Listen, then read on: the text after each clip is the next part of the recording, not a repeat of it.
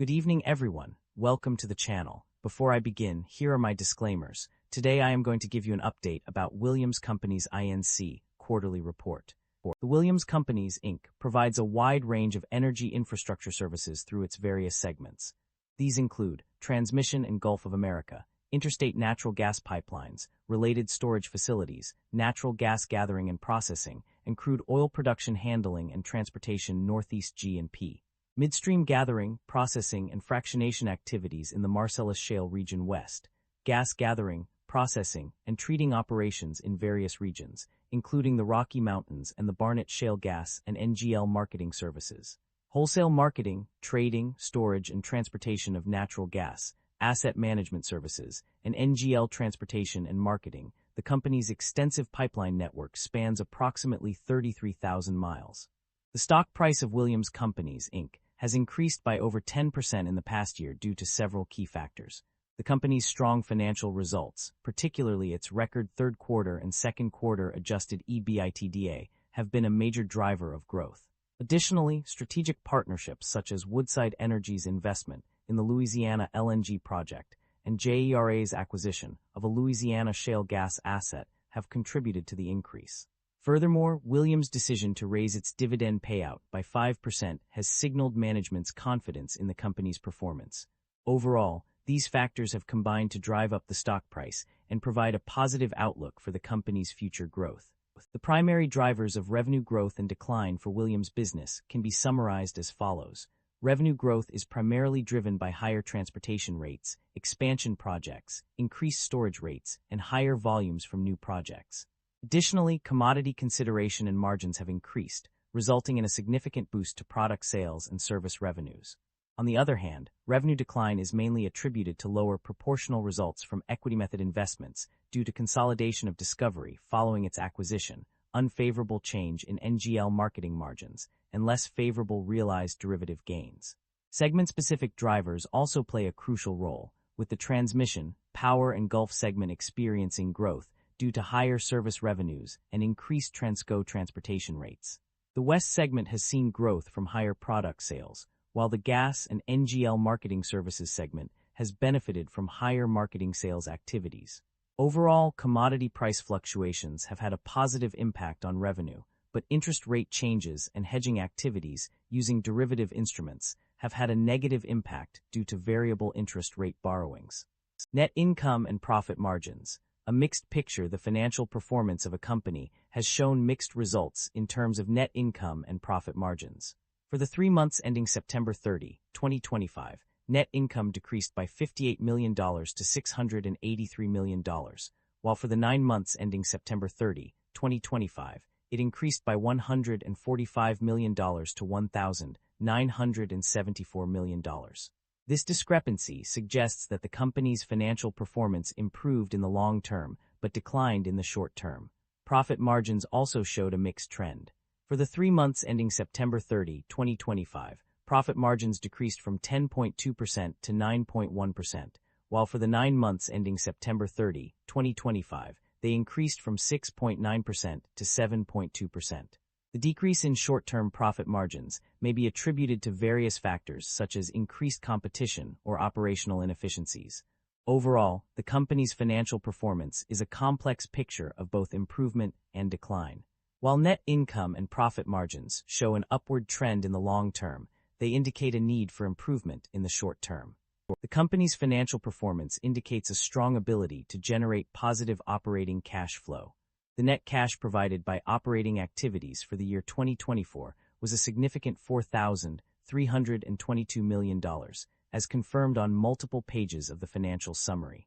This substantial figure demonstrates the company's effective management and efficient operations, resulting in a healthy inflow of cash from its core business activities. The company's debt level and interest expenses have undergone significant changes over the past few years. Regarding debt levels, there is a mixed picture. On one hand, long-term debt increased from $24,736 million to $25,589 million, page 18, but later decreased from $5,200 million to $4,170 million, page 35. However, financing activities show a net cash used by financing of -$931 million in 2024 and -$851 million in 2023, page 38. Additionally, total debt issuances in 2025 were $2.3 billion, resulting in an increase to $27,817 million at September 30, 2025, pages 58-60. In terms of interest expenses, there is a clear trend of significant increases. Interest expense increased from $338 million to $372 million, plus 10% on page 18, but more notably, it jumped from $505 million to $1,874 million on page 69. However, this was followed by a decrease of $1,071 on page 71 and a minor decrease of $1 million, minus 0.4%, on page 96. Overall, while the company's debt levels have fluctuated, interest expenses have experienced significant increases, indicating a substantial rise in financial obligations. The company's financial performance varied across different segments and regions.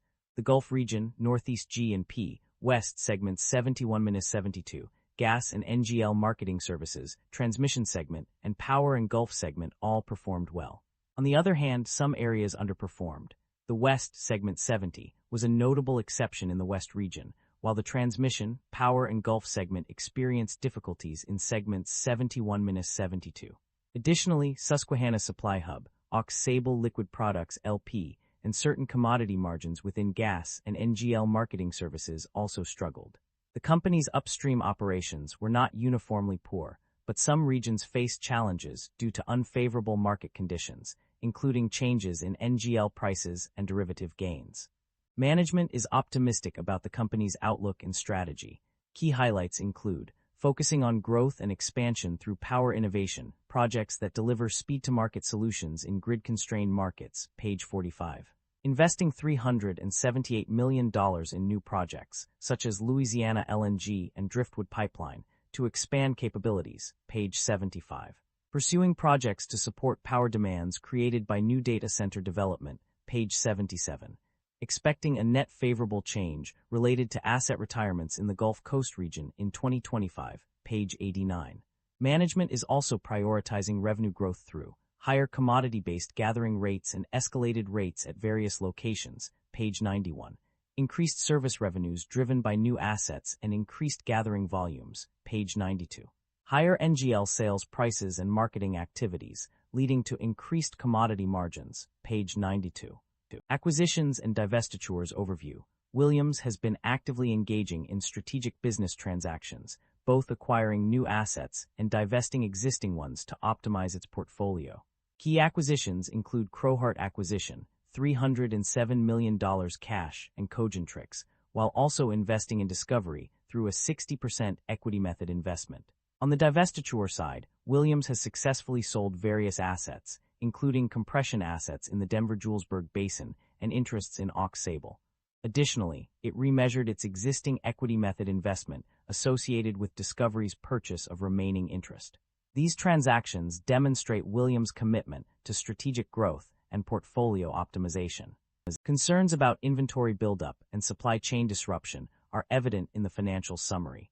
Despite a slight decrease in trade accounts payable, inventory levels have actually decreased significantly, with inventories down by 6 million units in 2024 compared to an increase of 2 million in 2023. Furthermore, inventory write-downs have increased from $8 million in 2023 to $5 million in 2024, indicating potential issues with inventory management and supply chain efficiency. These trends suggest a need for closer examination of the company's inventory management practices and supply chain operations to mitigate potential disruptions.